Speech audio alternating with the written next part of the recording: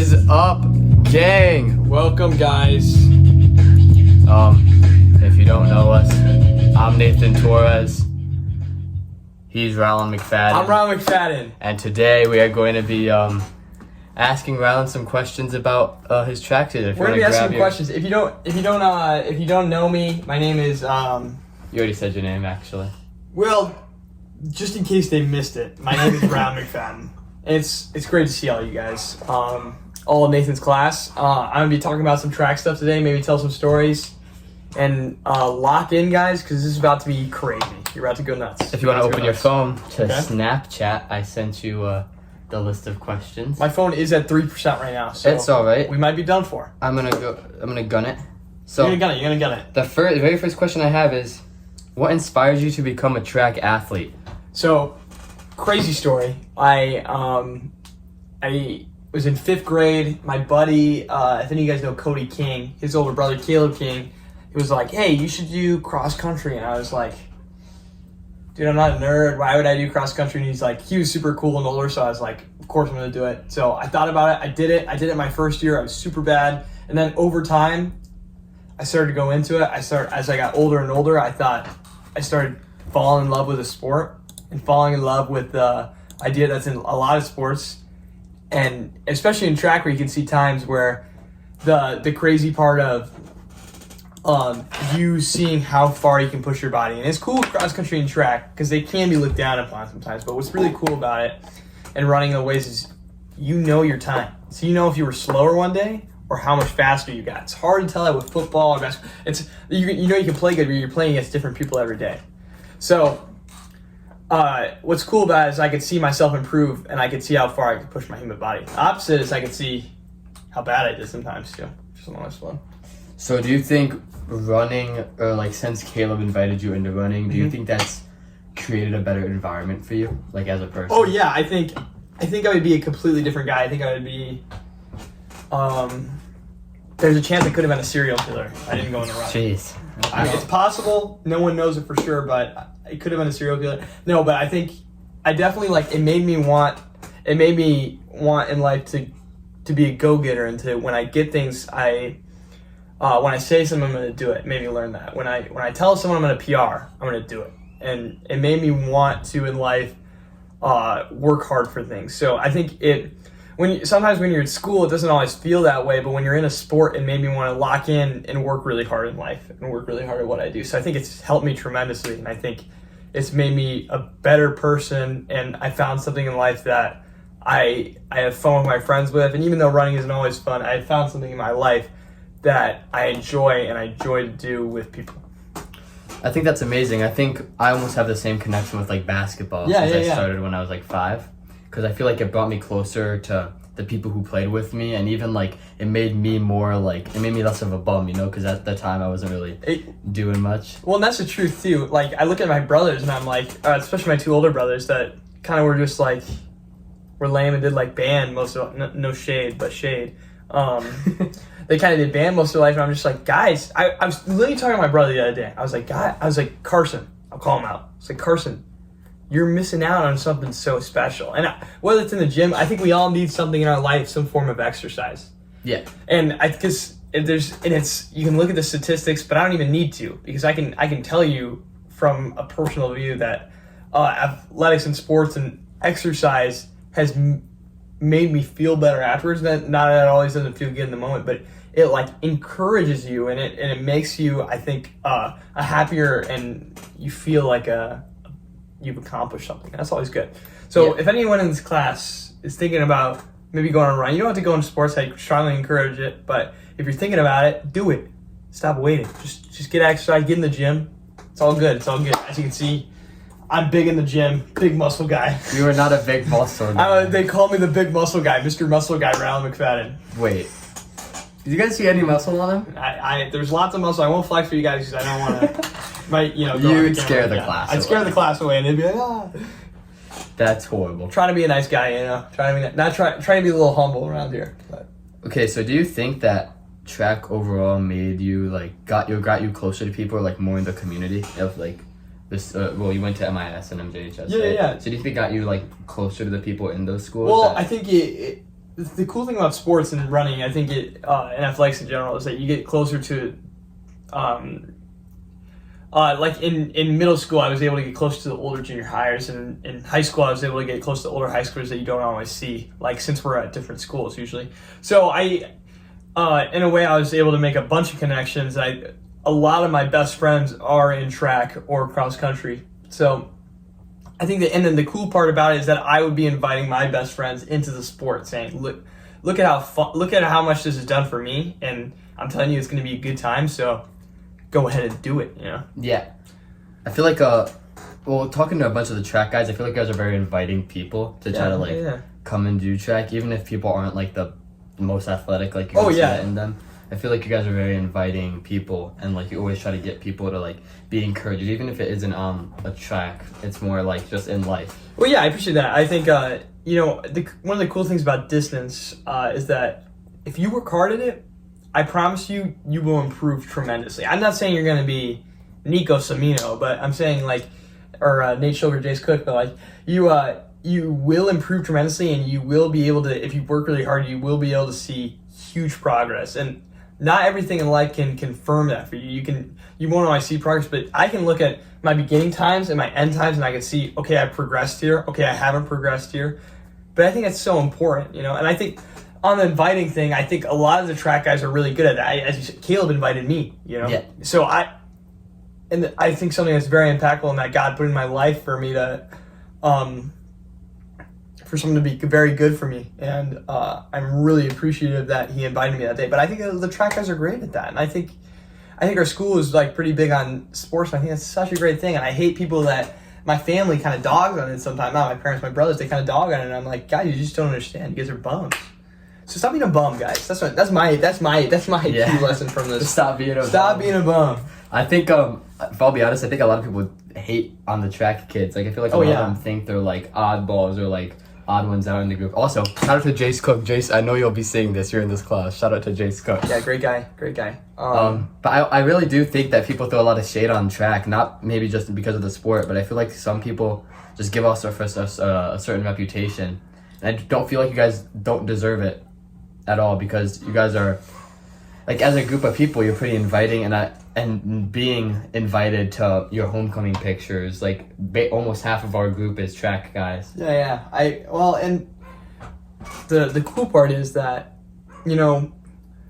what people think of you is so subjective, because it's like, I think people just like to roast people, and I think that's awesome. I'm big on roasting. Coming from a guy who gossips a lot, I think. Yeah, this guy's a girl, basically. I'm not a girl. He's a girl. Okay. I'll call him out. Everyone in the class, you agree with me, but he gossips, dude. But I think the thing in life is that, people are gonna be like joking around, and I think if you're gonna dish it out, you gotta be able to take it too. So if people are joking around about track guys, go for it, dude. I think it's super funny. I think that could also lead to... I just hope you'd be okay with me like making fun of you back. You know what I'm saying? I think that could also lead to encouragement, though. Like I feel like whenever somebody says something about me, I instantly turn it into like fueled rage, and I start instantly working harder. Yeah, well, there you go too. But I think a lot of it is just joking, and like even the guys that don't, it's like I don't really care. Well, even it's in funny. like it's funny. a high.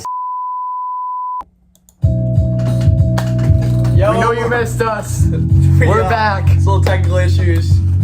My phone got a little hot.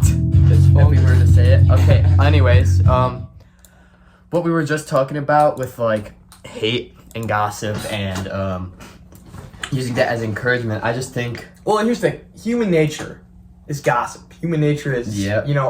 I think the girls get dogged on a lot because they gossip a lot, which is true. But I think the boys gossip just as much. And I think it's a bad thing. And I think it's human nature, and Nathan knows about that. But it's human nature, and I think it's something like as people we have to fight, and we have to be able to say I'm not a part of that. When you hear someone gossiping, you don't join in on it. Even if you know something bad about someone, doesn't mean you always got to share it. And I feel like it is human nature, but I also feel like sometimes people say something that they don't necessarily mean, but of course you would say that. But okay, not just talking from personal experience, but also hearing from other people like what they have said about me. Like sometimes it's just not true, and you just have like you feel a certain way towards someone that you try to like say something to get to give your mind a reason. right? And bringing that back to like sports, since this is supposed to be a sports podcast, like I feel like a lot of the time you make an image of someone or even yourself in your head, and like you compare yourself to them, and you try to compete with this person who they aren't really, and you try to make yourself be like more competitive in an athletic sense when that doesn't really like exist. It only exists in your head. Well, and here's the thing. You know, any guy who's in a sport will say, my competitiveness is what pushed me farther, which I completely agree with. But I think the tough part about sports is that I see it, you know, in myself sometimes and others, that when the sport, and we talk about it at 360 in church all the time, when the sport becomes your everything and it becomes your number one priority. It's sport track or whatever you're doing, it's a great thing. When it becomes your number one priority and you're doing great, your life is amazing. Everything will be on top. You'll be feeling great, you'll be amazing. And life will be so fun and awesome. But you're gonna fail at one point. We're human. We can't be good forever. So the toughest part about track for me is seeing in myself when I fail, and right now I'm struggling a lot in track, and just because of other different stuff, and I see in my friends when they don't get that PR they got or whatever it is, you don't win that game. It's like their life is terrible. You see them like depressed, you know. Yeah. And you see them like I don't know, whatever it is, but you see once everything becomes nothing, it all turns terrible. That's why I think I need a reminder for myself and track has taught me that so much. Track cross country is that when things don't go well, that's a reminder for me that shoot, I'm human. Yeah. I'm not perfect. The sport, you know, obviously I'm not perfect at the sport, but it's a reminder for me, you know, that I do got one thing in my life that's perfect that I always can count on, and that's what reminds me to be priorities. When I put my faith in God, that's the one thing that will never fail me. So I think when you put sports at number one, it's gonna fail you, but when you put God first, I've learned so much from track that, you know, life can get bad at sometimes even with that, but you know, it's so good because you know you got a God that's got a plan for you and something you can trust in. So that's how I go about track and sports, and I think it actually moves me more forward instead of me getting in my head. So. I feel like a lot of times people put the sport first or the competitiveness first, and it becomes their life. Yeah. And it controls who they are as a person. It controls what they do, and sometimes that can lead you down a bad path or a more motivating path. But more often times than not, you end up making a bad choice or a bad decision, and sometimes it can drive you away from what you love doing. Well, and the true part is that, well, I mean, unless you're like competing in the Olympics, you're really going to be doing the sport for like, maybe you get to college and do it, maybe for 4 years. Maybe you go pro, but you know, maybe you go pro and like that's like a job you have. But you ask anyone whose job's not their life. Mm-mm. You know, it's so. And if you can do that, that's amazing. And I think it should be. I love that sports is a priority in my life, but it is got to be a good reminder that it's not a number one priority for me, and I got something more to trust in. Well, and even I think you got to put people over that too. You got to put your family over that. So, yeah, the people that support you. Know? Yeah. So, but it's tough to do, and it's hard to do because it's hard not to get obsessed with something that's so awesome. And I don't think it's a bad thing getting obsessed, but just remember where your priorities are. You know. Yeah. I completely agree. Yeah. Let's get to some more fun questions. Okay, let's do it. These questions haven't been the worst. If you had to rank like 3 sports, okay, from hardest to I guess they're just hardest. What do you think the top 3 hardest sports are and why? All right, I gotta give the people of the class some context. So you gotta remember, my family is like the least athletic family either. If you've ever met me, I'm very uncoordinated, extremely uncoordinated, but I'm the most athletic one in my family, so just keep that in mind when you're looking at me. I know, it's very surprising. Cohen might beat you. He might beat me eventually. My little brother, he wants to play football, but so wait, top hardest to least hardest? Yeah, just go from. Okay, I want everyone in the class to be thinking of their rankings and disagree with me. I think we'll go least. We'll go. I think top hardest. I think like from personal experience, I think football and basketball got to be up there because it's like if football, like when you get tackled down, like I feel like that could mess with your head too. Okay. But I also don't tell my mom, but I boxed this weekend and I was not great at it. I had a great time, but I wasn't great at boxing. Is Coy in this class? Yeah, Coy is. Coy knows I won that fight, but whatever. Coy, he did not win. I won that fight. But I had a great time. But I think that is definitely a very hard sport because you got to get the form down. But I think I would probably put. I'm gonna get hated for this, but I'd probably put football hardest, basketball second hardest because it's like you got to get those moves down, you got to get shifty. You know that. I think boxing would be the next hardest because the form you got to learn. You got to have good footwork too. So. But I think football probably has the most highest risk, but I think that's what makes it so fun. I'm hyped my little brother's playing in it, you know? Okay. I don't disagree with your list. I think fighting is up there for me. Oh, yeah. But I would change my 1 and 2. You would think basketball. Oh, of course you would think that. Okay. No, I think water polo is the hardest. All right. Yeah, bowling's the hardest sport too. Yeah. Water polo is the water's like 7 feet. I don't even know what water polo is. Okay, I'm about to explain it to you. Okay, explain it to me. It's like handball, but you're in water that's 7 feet deep. Okay. So, like, imagine playing handball while constantly trying to keep afloat and then also tackling people in water. You're never not moving when you play water polo. That just sounds like a lot of fun, yeah. It's not fun, but you know how physically tolling that would be on your body? Yeah, but I think in the end, football is harder because it's like when you get tackled, it's like when you have water, you kind of have, like, room to fall. When you get tackled in football, it's like you go straight to that ground, you hit it hard, you know? Watch some water polo film and you'll change your mind. Guess who's back again? We're back. Hey, technical difficulties have never been an issue for me. Just some more technical difficulties a little bit. Okay. Back to my ranking. I said water polo 1. You didn't agree with that? I just think football's got higher risk, and I think that's what makes it fun, but I think water polo kind of destroys that because you kind of get slowed down in water, but that's my personal opinion. Okay, number 2, I would put baseball. Okay. I think if you try to swing at like a 99 mile per hour pitch, that's true. See, it's tough. You would never hit that baseball. Okay, maybe I wouldn't hit that baseball, but I don't know if that makes it harder. Yeah, maybe you're right. Maybe that's over basketball. Well, here's how I think about it. Like, how many basketball and football players could you put in the MLB, and if they took a swing at that bat, they'd hit the ball? It's true. I don't know. But yet again, how many MLB or football players could you put in basketball, and then they can shoot a basketball? I know, it's kind of, you gotta get specific at the sport. I think sports are so diverse. Like, nobody can be extremely good at 2 sports unless you're like, I don't know who the guy was, but there was this one guy who played baseball and football. He was a beast. Yeah. I just remember that. But I'm pretty sure he was on steroids, so it didn't really matter. It makes it tough. Okay. Let's get to the next question. How do you think track has, like, because I know you're big on like running and stuff, but like, how do you think track has negatively impacted you, if it has in any way? Okay. Like, what do you think that everybody like, what are my struggles? Everybody talks about the good in sports. What do you find the negative? Okay. Yeah, what do you find bad? Well, I think it might help if I tell one of the negative parts that happened. So I did track. I think we already kind of talked about some of the negatives, but I'll get. So last year in track, I had I wasn't the best. I was like a medium athlete. I started to see myself get better, and I was happy because I didn't put a bunch of work in the preseason, but I put a little work. Probably could have put more in, but I was getting excited. I ran some pretty decent times. I was starting to improve, and then I hit a point where in indoor, your outdoor time should be a lot faster because it's like you get around the track, you got more training, It should be a lot faster.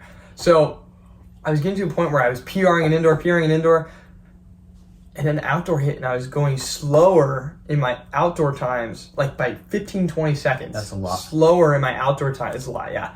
In my outdoor times than I was in my indoor times for these long distance races. And I was just like, what is going on? I was trying to come into it with a great mentality, but I was running the race. I just felt awful. I was preparing myself well. I was getting like so much sleep every night. I was preparing myself well, and I was just thinking like the whole time, man, what is wrong with me? Like, I felt like encouraged at the end. I was like, man, what is wrong with me? And I'm like, maybe if I just work a little harder. I mean, I was working so hard, and I just wasn't hitting his times. And I'm working hard. And then I get to one of the final workouts of the season. We're running around the track. and that week I just had felt terrible after runs. Like even like short little runs were cooking me. And we're getting running on this track and I just feel awful. And then I get to a point where I just can't hear anything. And I'm like, what is going on? Everything gets dizzy. Boom. On the floor. Passed out.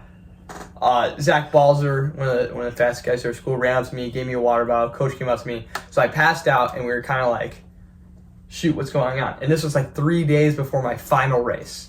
So even though I hadn't PR'd a lot, I was looking forward to that race because I was like, because in the race before that, I kind of broken a barrier in my head. I paced myself well, so we were hoping that I was going to use that and PR in this next race. Even though I was hoping I was going to PR more by the beginning of the season. Yeah. But I get to that point, and I'm on the ground, and I'm just like, okay, this might explain something. This might make sense, but I was also like, this pisses me off. I've been working so hard, and all that was for nothing. All that hard work I put in, all that extra time I put in the beginning of the season, all just for outdoor to suck. And I run that last race. I run, I guess, an outdoor PR. It was nowhere close to my indoor PR. I ran an outdoor PR. It was a decent race. I paced myself well, but I still just felt that terrible feeling. And so my mom finally takes me to the doctor. We realized I got lots of iron issues and basically all my blood stuff. Imagine like I'm like a 90-year-old woman who is dying. That's basically where my blood was at. Like it was just bad. And so we're like, so that makes sense. So the doctor, she didn't allow me to run for a lot of summer running, which skewed over my cross country season a little bit. So I was just like, man, I can't work hard at all. This stinks, you know? So I get all my iron up, I get all my blood stuff up, and then I think so everyone gets 3 months to prepare for cross country. She finally let me come in middle July, end July. So starting August. So I had more of a month and a half to prepare. So I was kind of behind everyone, which kind of stunk, but I was ready to work hard. So I'm working hard in that season. I run a decent opening race, and then next race I'm running, and I'm like, man, I'm kind of out of breath. And then my throat starts closing up, and I'm just like, and then I can't breathe. I just I fall over because I just physically can't breathe.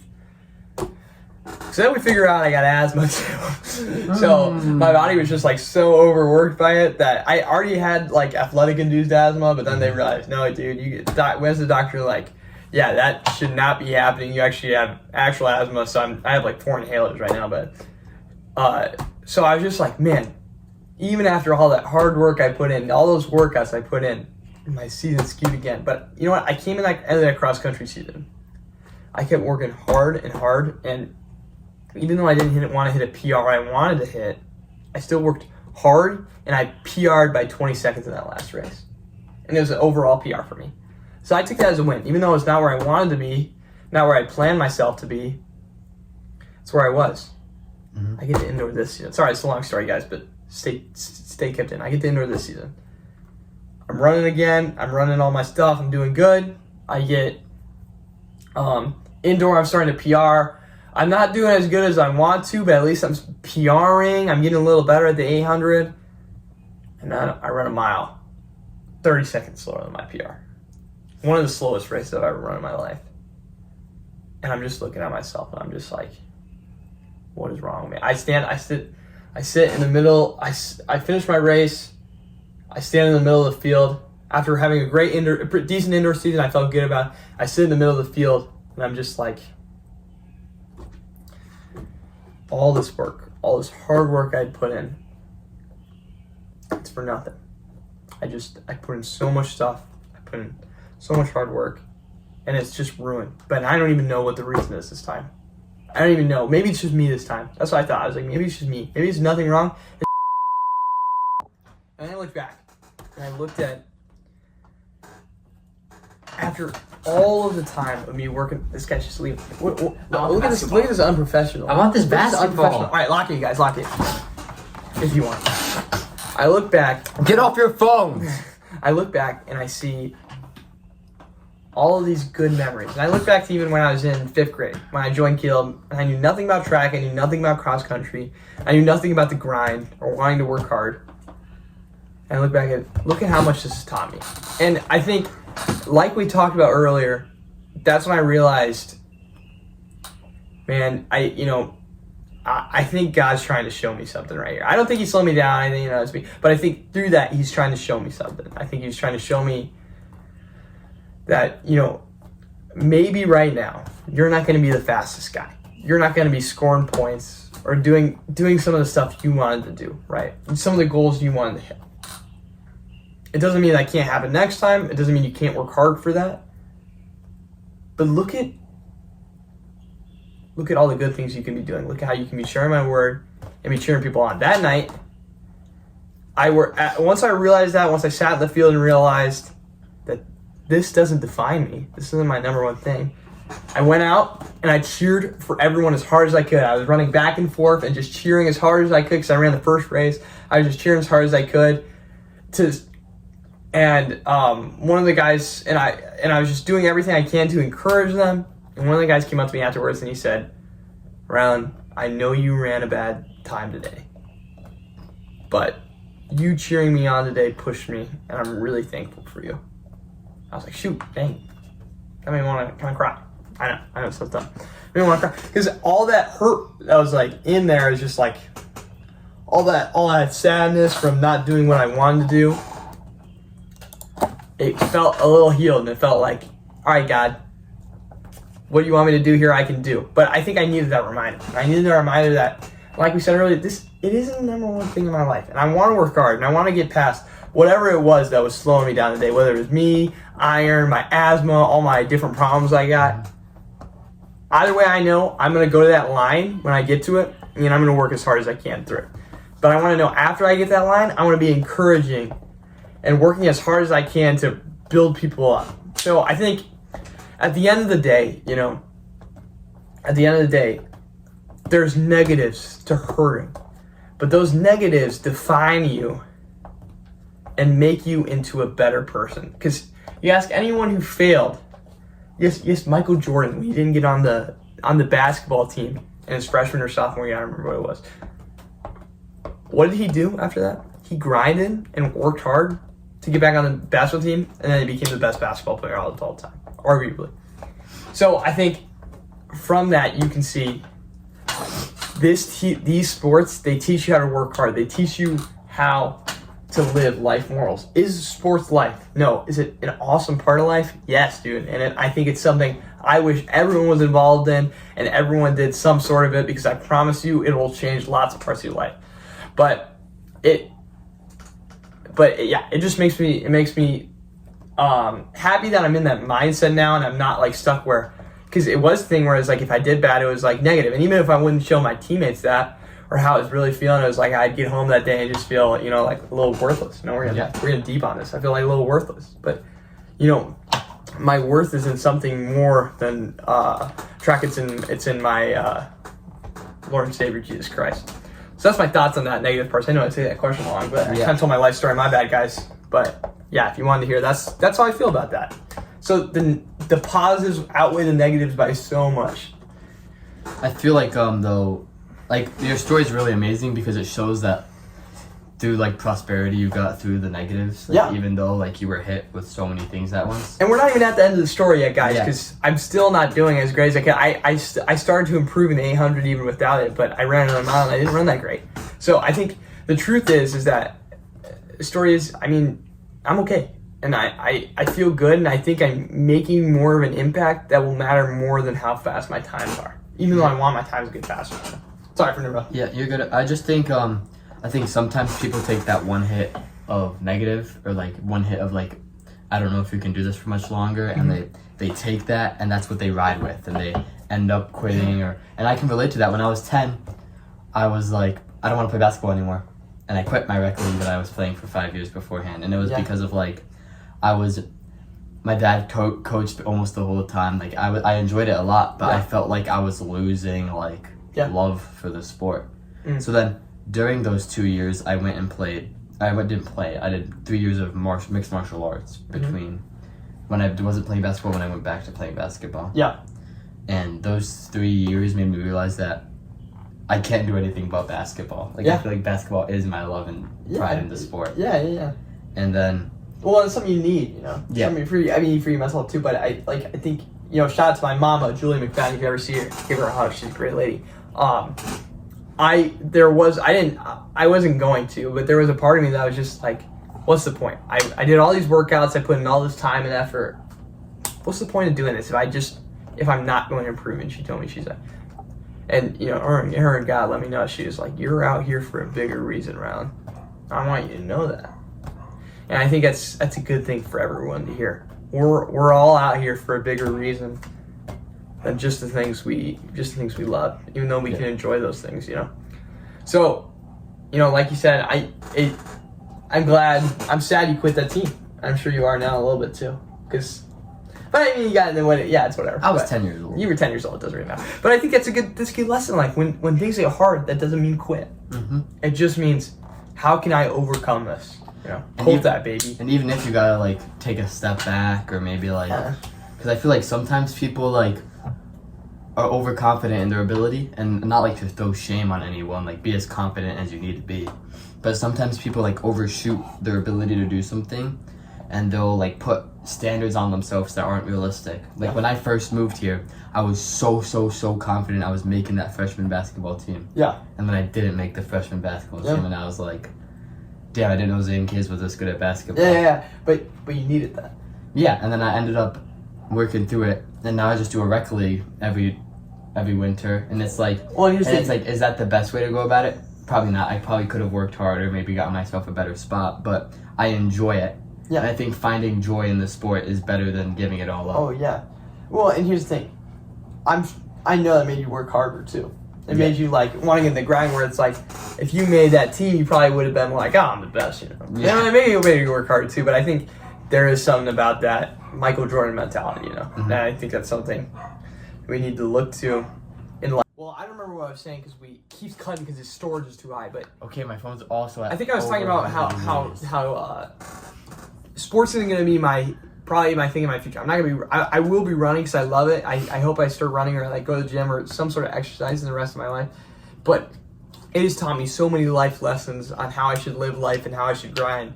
And even in those negatives, it taught me how I should live and how I should be living in my life. And even when I fail, I come back even harder the next time, and I come back and realize to encourage and not just focus on me too. So to close it off, Nathan, I really appreciate you. Thank you for having me. Of course. Thank you, class, for listening. If you didn't, that's okay. But thank you, appreciate it. If you were on your phone, wow, you're an op. You're an op, bro. We have a little tune. We have some tunes we're gonna play at the end. Hang on. We have a little tune. Hold on. The same tune you've heard. You probably have never heard it before. You've probably never heard it. And with that, all right, later, gang. Let's get out of here. See ya.